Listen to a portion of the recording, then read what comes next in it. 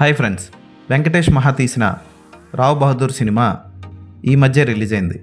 ఈ cinema trailer చూసినప్పుడే ఆ బ్యాక్గ్రౌండ్ స్కోర్, ఆ కాస్ట్యూమ్స్ ఇవన్నీ చూసి, ఆ గెటప్లు, సత్యదేవ్ మీసాలు ఇవన్నీ చూస్తే నాకు ఎందుకో సినిమా చూడబుద్ధి కాలేదు. చాలామంది రివ్యూ అడిగారు కానీ ఈ సినిమాకి రివ్యూ ఇవ్వాలని కూడా అనిపించలేదు. నాకు ఎందుకో ఈ సినిమా ఫ్లాప్ అని ముందే ట్రైలర్ చూడగానే అనిపించింది. ఎందుకంటే ముఖ్యంగా ఇంగ్లీష్ టైపు బ్యాక్గ్రౌండ్ మ్యూజిక్, పాత రాజుల కాలం నాటి కథ, ఆ మధ్యలో ఆ గెటప్లు ఇవన్నీ చూస్తే నాకు ఏదో వీధి నాటకం టైప్లో అనిపించింది. అయితే వెంకటేష్ మహా తీసిన కేర్ ఆఫ్ కంచరపాలెం మీద నాకు చాలా ప్రేమ ఉంది. ఆ సినిమా నాకు చాలా ఇష్టం. అలా ఏదైనా తీస్తాడేమో, ఏదైనా మ్యాజిక్ చేస్తాడేమో అనుకొని ఈ సినిమాని ఈ మధ్య చూసా. నిజంగా చెప్తున్నాను, లాస్ట్ 10 నిమిషాల కోసం 2 గంటల 30 నిమిషాల సినిమా చూడడం చాలా ఇబ్బంది అనిపించింది. స్లో టేకింగ్, స్లోగా మాట్లాడతారు. రాజులు ఛాతీ మీద చెయ్యి వేసుకోవడం వాళ్ళ వంశాచారం. కమల్ హాసన్ లాంటి నటన ప్రదర్శించాడు సత్యదేవ్ అని చెప్పడానికి కూడా స్కోప్ లేదు. ఎందుకంటే అక్కడ చాలా బోర్ ఫీల్ అవుతారు చూసేటప్పుడు. పర్వాలేదు, బాగానే యాక్ట్ చేశాడు, కానీ ఎందుకో అంత గొప్పగా అనిపించట్లేదు ఆ సినిమా చూస్తున్నంతసేపు. ఆ కోట, అద్భుతమైన సెట్టింగ్స్ చాలా బాగున్నాయి. కానీ మధ్యలో వంశానికి చెందిన స్వర్గస్థులైన వ్యక్తులందరూ వచ్చి గెటప్లు వేసుకొని వీధి నాటకాల్లో డ్యాన్సులు వేసినట్లు, పోనీ అవన్నీ తెలుగు నాటకాల్లో ఉంటాయంటే తెలుగు నాటకాల్లో ఉండవు. ఇంగ్లీషు బ్యాలే జరుగుతూ ఉంటుంది చూసారా, ఆ టైపు ఓ అనుకుంటా ఆ టైపు మ్యూజిక్, అది చిరాకు తెప్పించింది నాకు సినిమా చూసినప్పుడు. రేణుకా క్యారెక్టర్ బాగుంటుంది, హీరో ఫ్రెండ్ ఆచారి క్యారెక్టర్ బాగుంటుంది, లవణం క్యారెక్టర్ బాగుంటుంది, పని మనిషి కూడా బాగానే యాక్ట్ చేసింది. అయితే క్లైమాక్స్లో పోలీస్ వస్తాడు ఆనంద్. ఆయన వచ్చిన దగ్గర నుంచి కథలో ఏదైనా చిన్న మలుపు ఉంటుందా అంటే అక్కడ కూడా పెద్ద మలుపు రాదు.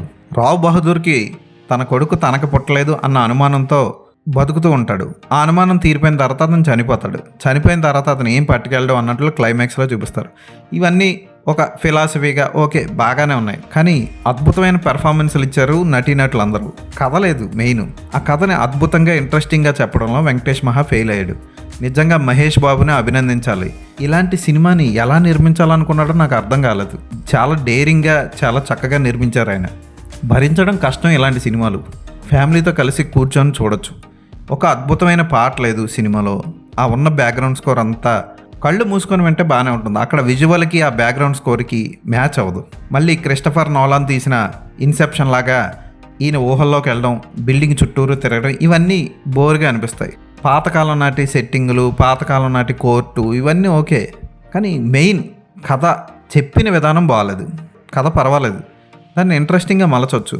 ఒక సస్పెన్స్ థ్రిల్లర్లా కూడా చేయొచ్చు. కానీ అతను ఏదో చెప్పాలనుకొని ఏదో చెప్పాడు.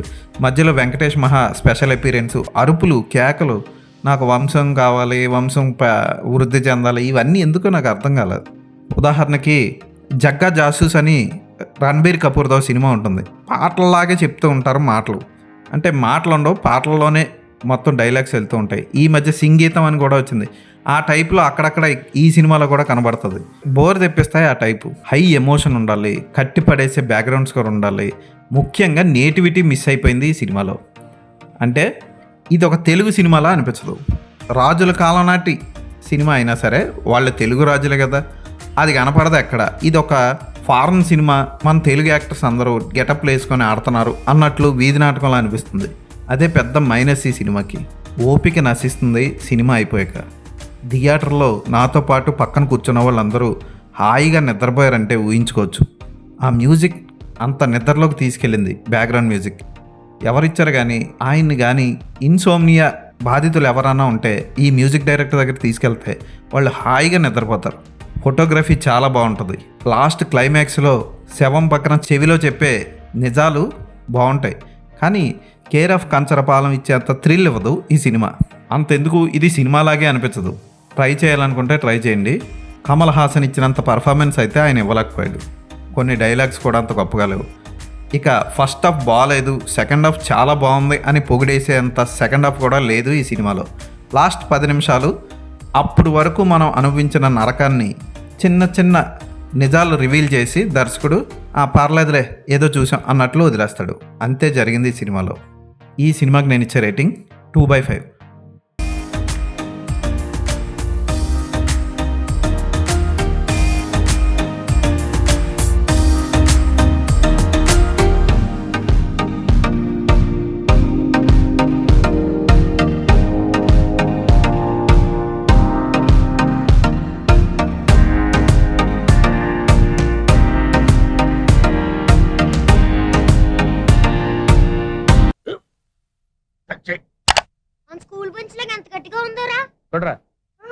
కొట్టు పర్లేదు కొట్టు.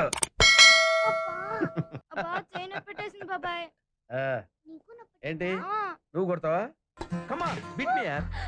వద్దు బాబాయ్. వాడిని నేను కొట్టడం లేదమ్మా, వాడినే నన్ను కొట్టమంటున్నాను. ఆ. నువ్వేం కంగారు పడక్కర్లేదు. అడుగుతావేంటి?